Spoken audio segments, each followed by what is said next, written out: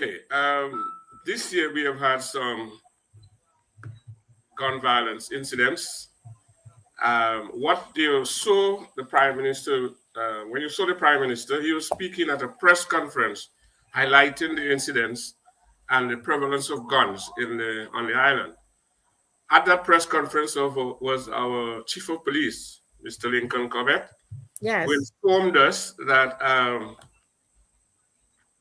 in 2025, so far, 49 weapons have been recovered. In 2024, 27. In 2023, 37. And in 2022, 94. All right, and that comes up to a substantial amount. And then the number of people arrested, 2022, 51, 2023, 42, 2024, 31, and 2025, 21. That's 145, an average of 36 people arrested per year. And note that we are just halfway in 2025. Yes. All right. So when you put that in perspective, it almost says per capita that taking our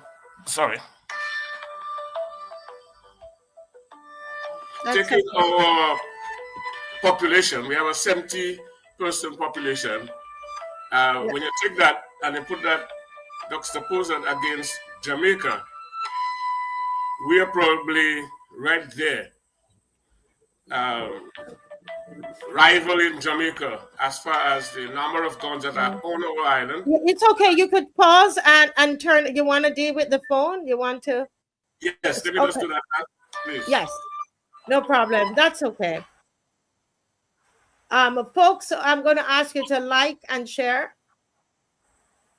Like and share. Yes, play the clip, Dave. Thank you.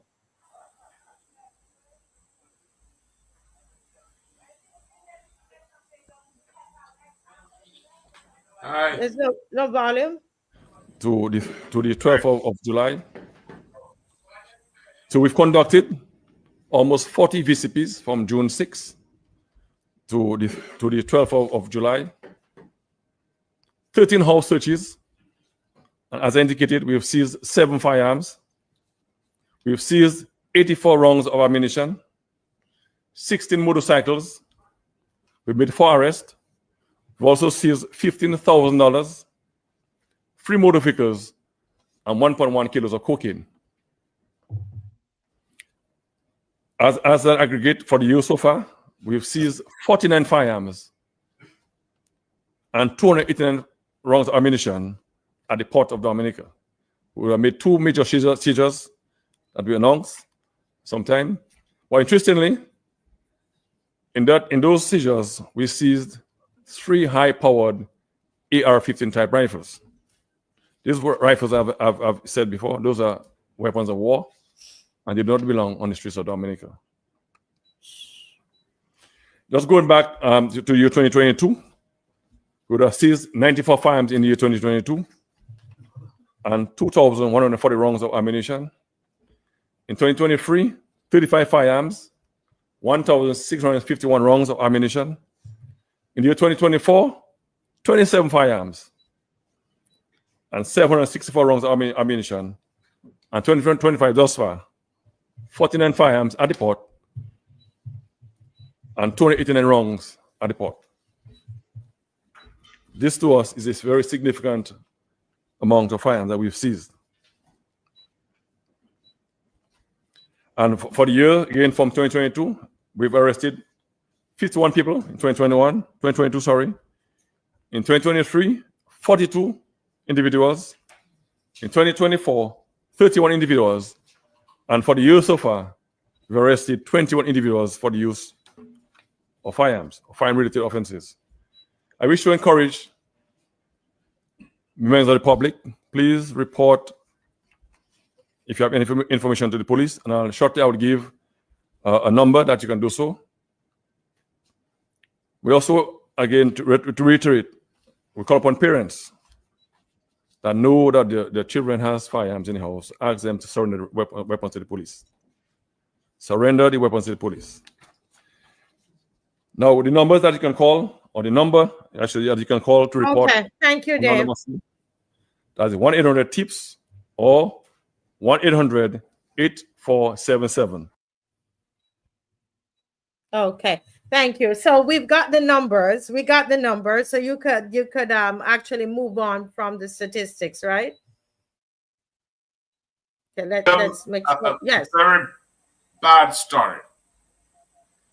Okay, so when you were here earlier this year, you didn't hear that because they had not revealed these stats to the public.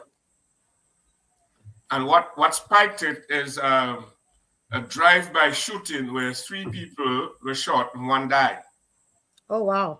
And that caused a serious concern in the community, the Dominican community, and it propelled the Prime Minister, the Minister of National Security, and the Police High Command to do that press conference on Monday gone. And so now we've had the stats from 2022 to 2025 media. So I was saying that we don't manufacture firearms in Dominica. We don't manufacture firearms in the Caribbean. And then you heard 49 firearms have been recovered from the port this year. So we get in we know that the firearms are coming in through our legal ports of entry. Okay, so you had 49 that were that you seized at your ports of entry. Yes, that's what the chief of police said. Yes. Right. So then the question that arises is why are we having this increase in gun violence? Mm-hmm. We don't manufacture it. So what is its use for? What is it protecting? And whom is it protecting? Now, if the people that the police have put out as wanted people in these incidents, they're not people that we would say are well-off people. Or are they well-off? And if they are well-off, is there an informal economy that the police and the political directorate knows about? And if there is such an informal economy, how long has the government known, how long have they seen on the horizon this money that is not coming from the formal economy in Dominica? Is that informal economy the purpose for the importation of all the firearms? So the issue that arises there is that the death of the young man must be investigated as a criminal offense, the offense of murder. But parallel to this has to be a social investigation, and a political investigation, a civil society investigation, an investigation of the intellectuals. And you will remember that I think the last time I spoke on your program, I did say to you that at a forum on the 22nd of January this year, I invited the Prime Minister to join me to address the political system that was governing us in Dominica. And that I alluded to the fact that because of the divisiveness of the political system that we use here, the hatred that is within that system, and I will digress a bit. When the Prime Minister spoke recently, I think this week, he was gloating and glorifying the fact that Dr. Thompson Fountain, who is the leader of the United Workers' Party, a renowned world economist, is out of job. Imagine that. Merely because he is the leader of the opposition United Workers' Party, the Prime Minister is happy that he is out of job. Now, our Minister of Finance in Dominica is a medically trained doctor. And in Dominica, we have a renowned financier and economist who worked with the IMF, who recently worked with South Sudan, and is now in Bangladesh, helping the government of Bangladesh. So this tells you about the level of hatred. Shouldn't the government of Dominica, under our Prime Minister, be welcoming Dr. Fountain into the economic sphere of Dominica and to use his expertise to so channel what it is that we're doing, that everybody gets a fair share of the pie in Dominica? So that is just one illustration. And the other thing I'm asking is, who are being protected by the importation of the guns? And what?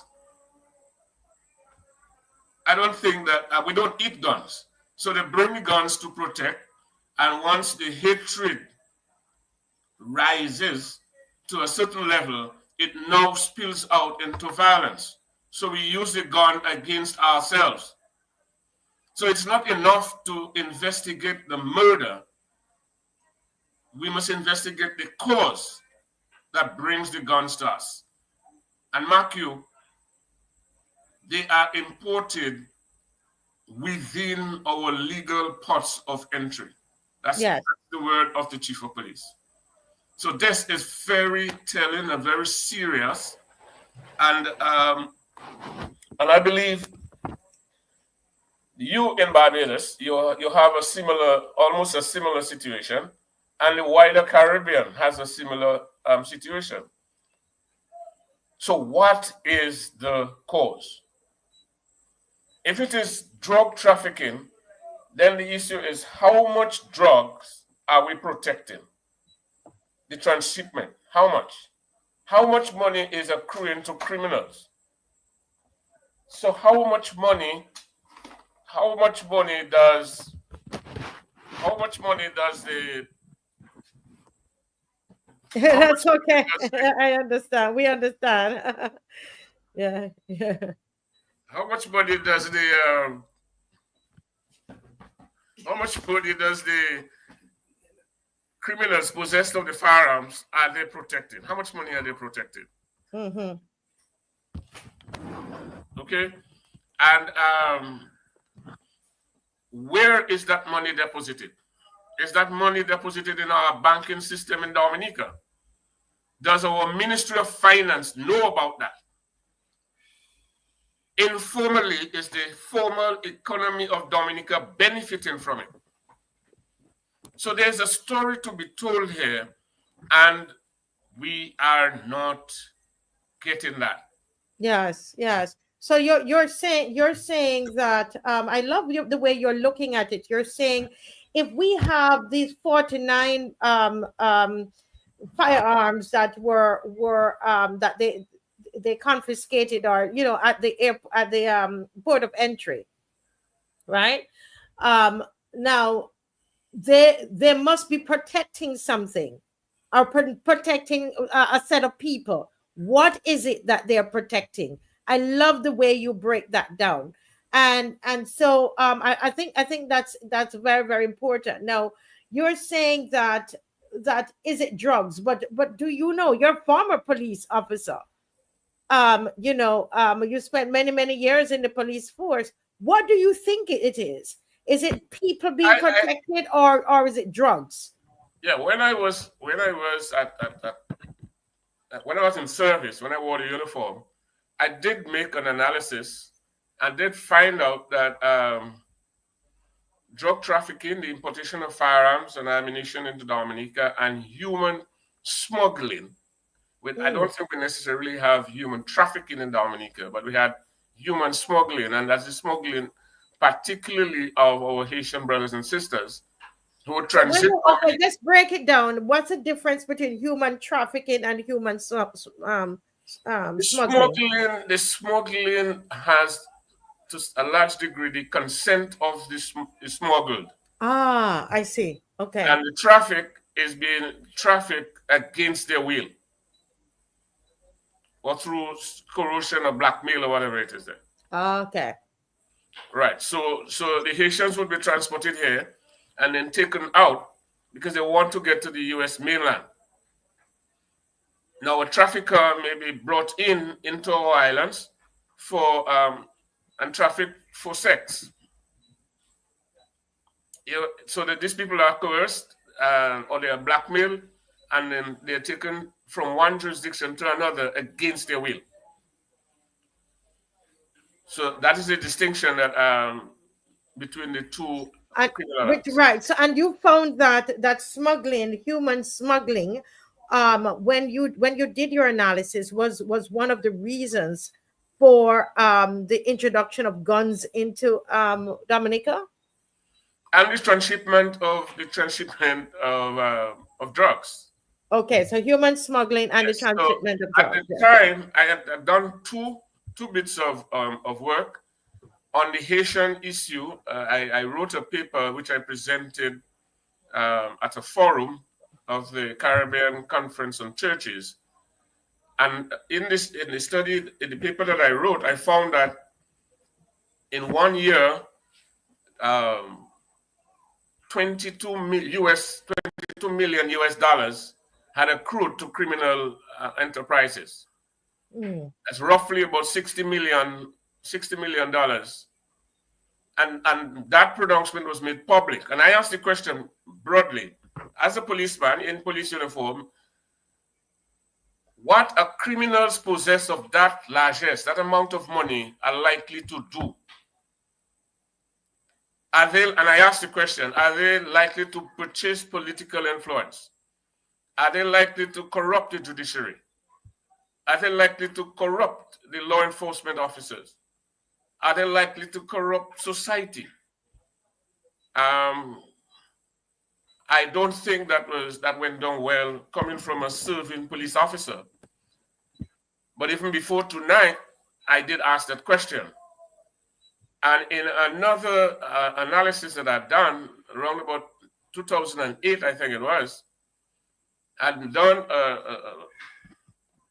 an intelligence analysis that suggested with the transshipment of drugs, the importation of firearms, and the smuggling of people, almost $382 million accrued to the criminal enterprise.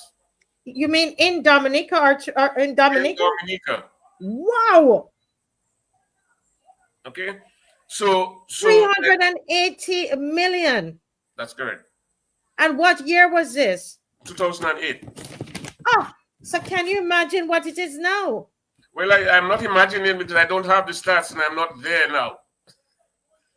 But that gives you a picture as to what it is we face. So the Prime Minister coming up on Monday and saying that we're going to criminalize the tinting of rental vehicles.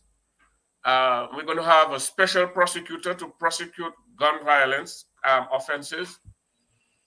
We're going to have a task force, the police task force, made up of task force officers, CID, Criminal Investigation Department, and the Customs. And we're going to have a committee put together to address the issue. Now, remember, I mentioned that in 2005, I spoke about the smuggling of Haitians. Yes. And in 2008, I spoke about the criminality involved in the gun importation, firearms, ammunition, and the transshipment of particularly cocaine. But we do import, or we were importing marijuana into Dominica as well. But and it was transshipped via Dominica as well. Right. So we're talking 2008 to 2025. The same government has been in office. And it took them July of 2025 to realize there is a need for society to come together.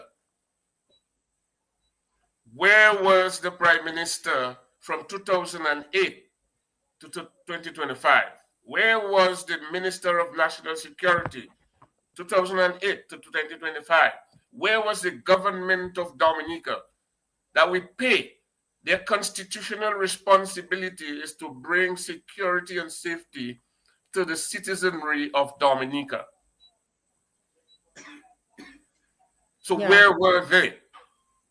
Yeah. Could Because we have yeah. could we have come together and sat and analyzed what it is that was affecting us on the stats that we had, and have drawn up and implemented policies from 2008 to now that we would have made Dominica the real peaceful and most peaceful island in the Caribbean.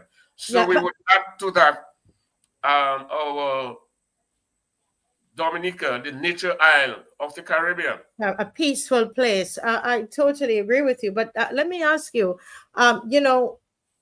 here it is, your prime minister would have just, you just visited, he was just in Jamaica, and there were four Caribbean countries, and if I remember, is I think Dominica was one of those Caribbean countries that's they're now saying no work permits, right? Is it Dominica is part of it? Yes, Dominica is part of it. Yes. Right, one of the four. Do you think that that is a wise decision for Dominica at this time, especially now that you're seeing an increase in gun violence in Dominica? Yes, we should have been united long time. We should have been one state long time. We should never have, as Sparrow said, we should never have had Dr. Eric Williams say 1 from 10 is 0. Okay, so we should have remained federated those many years. So you don't have any issues, you don't have any fear that this might cause an increase in crime because people are coming from all different, can come from all different Caribbean islands. No, no. You see, it's the insularity that pervades the political structures of the Caribbean Okay. that prevents us from uniting. We are one people. So you understand why I keep saying, and I will not stop until somebody tells me differently.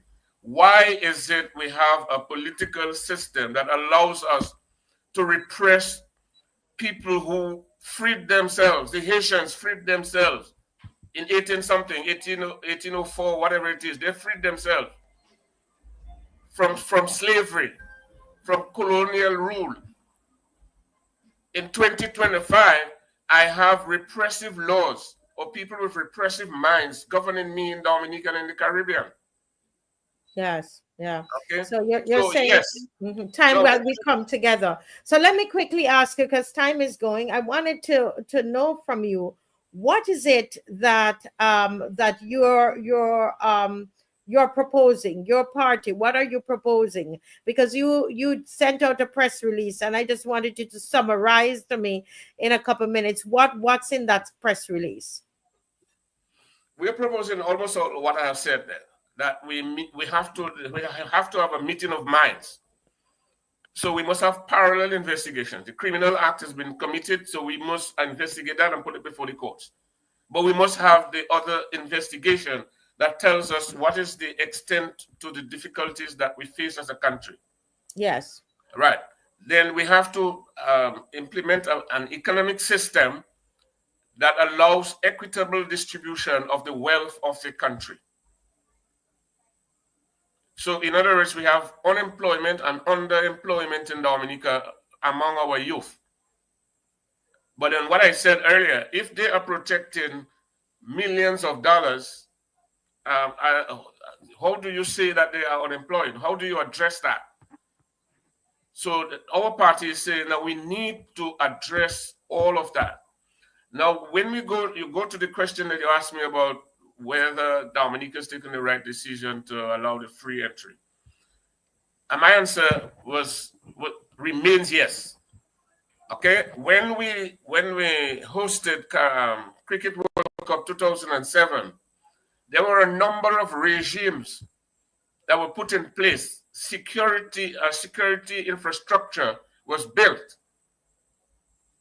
and implemented in the Caribbean, but we did not sustain it in the Caribbean. So when the Australians landed in Jamaica, they had landed in the Caribbean state. So they did not have to go to Antigua immigration when they landed. They were Barbados. The first country in the Caribbean that they had landed in, they had landed in all of them. So Yes. immigration was right. So that security architecture was laid. So right now, I think the JRCC, I'm forgetting now what the Joint Regional something system is in Barbados.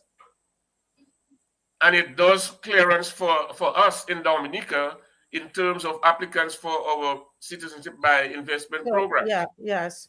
All right. The RSS is building an intelligence unit. Now, are we sharing intelligence across islands? That's what is going to protect us. Mm. So we must create the environment within the security establishments that allows us to know what is happening in each other's country at Mm. at a time that the Yes. prime ministers can take proper decisions to protect us in the Caribbean. But Yes. To share the shared Dominica cannot do it security. on its own. Yeah, and that's so important that that information is shared, because you're going to want to know what's happening over in Trinidad. You know what kind of guns you're getting. You know what are the trends, etc. But let me ask you, my final question to you: can you tell me what's happening on the ground in Guyana, in not Guyana, in Dominica? What is a feel now that this announcement's been made and you had the drive-by shooting? What's happening on the ground? How are Dominicans feeling? Dominicans are worried. Dominicans are worried and concerned. And I think many are also collaborating or cooperating with the police. So the police still has the goodwill of the population, which is a good thing. Okay? So I read earlier in the week that one of the 4 people who was wanted is in custody now. Mm, And the police are saying that is coming because the public has given them information. So right. we must build on that. Okay? And therefore, again, I go back to we cannot divorce the political system from the societal system. We cannot. All right? So I am not sure that we want the prime minister. We want the prime minister to leave and demit office so that Dr. Thompson Fountain can come there and do what we need to get done. But he should stop gloating on the fact Yeah. that Dr. Fountain is out of employment. The prime Mm, minister in his campaign one year, said that his policy was one scholar in every household in Dominica. I think we're probably at 80 or more percent of having achieved that. yes. Right. Where are our brains? Where are our intellectuals? They're not in Dominica. They're not building Dominica. They've Yeah. migrated. Migrated, yeah. It's the same thing that's happening in Barbados, in throughout the region. Well, thank you. We want to say thanks so much. Time is gone, and we went even over time. But thank you so much. For we want to stay in touch with you, with Dominica, and we're happy that you came on tonight so that we can feel like we're touching you guys, and you have our prayers. You really do, and our thoughts, good thoughts, are coming your way. And stay safe there, please, as we do the same here. Thank you so much.